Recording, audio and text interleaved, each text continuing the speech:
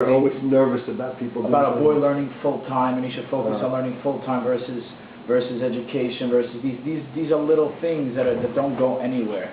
Yeah, listen, yeshiva is very important because that's the engine that helps drive Am Yisrael. You know, we need people who are sitting and learning. We need people who are working, obviously, or else people won't be able to sit and learn. We have to always remember that. It doesn't happen one without the other, right? With that partnership. But the Nachman's Torah, and also there's two ways to become good. One way is to stop from doing bad. So you're always nervous. Don't do this wrong, don't do that wrong. The other way is just to emphasize the good. Obviously you need to do a little bit of both. Everybody does some balance of those two. But what you're probably saying is that's what I think they should be emphasizing. Some places are saying you should be, scaring people isn't always productive. And I find now about some people, I deal with actually a number of people who were scarred by their experience their experience of Gettlichkeit, of holiness, was a fear.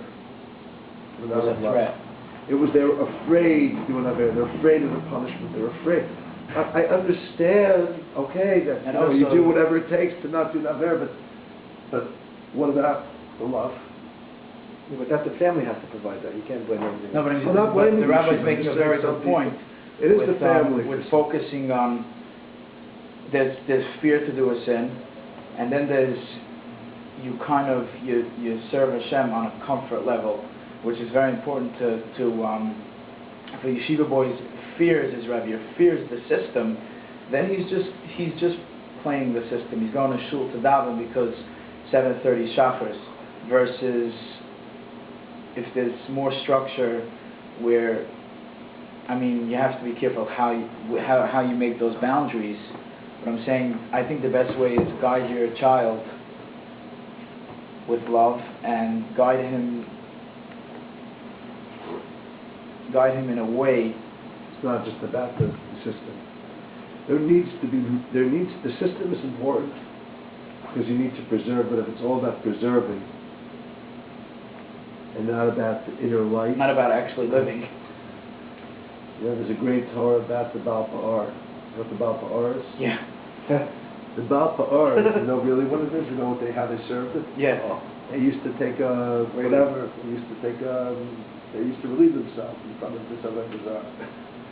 The question is, what person, even a self-respecting idolater, shouldn't disrespect an idol by relieving yourself in front of them? What got into their mind? What even went through their minds to serve their idol like this? So there's a great explanation. It says like this: the original people who served the Baal Pa'ar had the greatest yira, the greatest fear of being in front of this idol.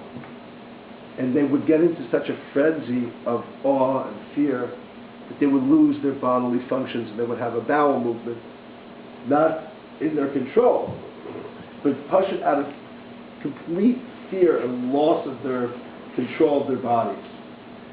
Their grandchildren didn't fear the idol. They just remembered that their grandparents used to take a dump on the idol. So that became the avodah, that became the way of serving it. So we can't chas v'shalom become people who just do things. That's also out of our natural way of because our grandparents did it without having any feeling of what they actually had. So we say Elokeinu Elokei Avosseinu, we say our God and the God of our forebears, but we need to have, it has to be Elokeinu, it has to be your God also. But also you can learn from there that they were doing out of their natural way of functioning, because by losing their bowel movements, control over their digestive system, that's not what Hashem wants. Hashem wants us to be able to serve Him That's another thing. In other words, nature is to some degree respected. We're not trying to break somebody's nature. We're not trying to tell them. We're trying to hone somebody. We're trying to get somebody to control themselves to a certain degree, to develop an appreciation of the holy. We ask them to fast in Yom Kippur, the Shabbat. We ask them to not eat chametz on Pesach. We ask them to eat only the supper. We ask them on Shabbos to not do ordinary weekday things. But what's the purpose? You know, the Ramchal and the Alter Rebbe Chabad, they explain, you know, the purpose is that if you're going to act ordinarily on a Shabbos, so Shabbos is going to be ordinary. If you're going to act different on Shabbos, so Shabbos, you're going to be able to feel the light of Shabbos. So if I'm just checking my BlackBerry all Shabbos, so what was Shabbos? Checking my BlackBerry. It's Tuesday. But if Shabbos is, I stop what I normally do, then what happens is I have an opportunity to open myself up to the light that shines on Shabbos. But if you just keep screaming at everybody not to do this, not to do that, and you never let the light in, you're missing. So again, you're doing all the form of Shabbos. There's a beautiful story about the Baal Shem Tov. It's called the Baal Shem Tov. You're going to be this person. You got 8 if you're Zayich. So he goes to see this person. And he sees that the person is not religious. But that every Friday night he calls all his friends, Jew and non-Jew, and he makes a big party that gives out l'chaims in the house and he celebrates. So after the Baal Shem Tov gets to know this guy, there's nothing special about him except that he makes a big party Friday night. He's a nice guy. So the Baal Shem Tov says, so what's the deal? He says, my parents died when I was pretty young. So I was raised by non-Jews. There was only one thing I really remember about my parents. On Friday night, they had people over and they used to celebrate.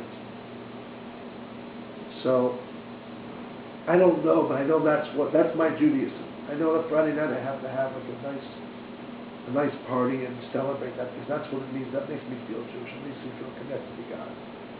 He didn't know how to make Kiddush. He didn't know how to Shalom Aleichem or Hamaitzi or Birchas Hamazon. He didn't know any of those things. The Baal Shem Tov felt, now the Baal Shem Tov, this guy really gets it. He gets the essence of Shabbos. The Baal Shem Tov wanted to teach him the details, now the halachas of Shabbos. But before the Baal Shem Tov could, it's too late, he couldn't. Then the Baal Shem Tov says, who do I have to be with in Gehenna in case I'm not Zayich? So they take him to a rabbi. Great. He goes to the rabbi's house, he invites himself there for Shabbos. And the rabbi basically is the frumest guy in the world. He keeps Shabbos. They come into the house. Moshe, he says, listen, you can come to my house. I don't allow talking during the meal. And then he sees 2 little black candles. He says, what's up with the black candles? He says, well, you know, for Chil Shabbos, there's so many things that can go wrong with the candles, so they have to be very short, so they burn out right away. And then any time his kids would talk, he'd scream at them. So the whole Shabbos meal was quiet screaming, and then it was over. Very quickly. And the Baal Shem Tov says, well, I mean, he's a pretty firm guy.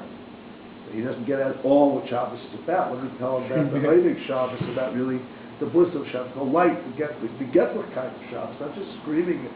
People should be quiet, and if anything might go wrong, he was screaming and yelling about the whole time. He was such fear of somehow breaking some halacha. And again, the Baal Shem Tov was about to teach him the truth. So this is what the Baal Shem Tov was coming to say. There was an imbalance in the world. There was an imbalance in the world at that time. You understand, with the external, of course we need the external form. You can't be a soul without a body. Yiddishkeit is all about a body and a soul. You can't neglect the soul.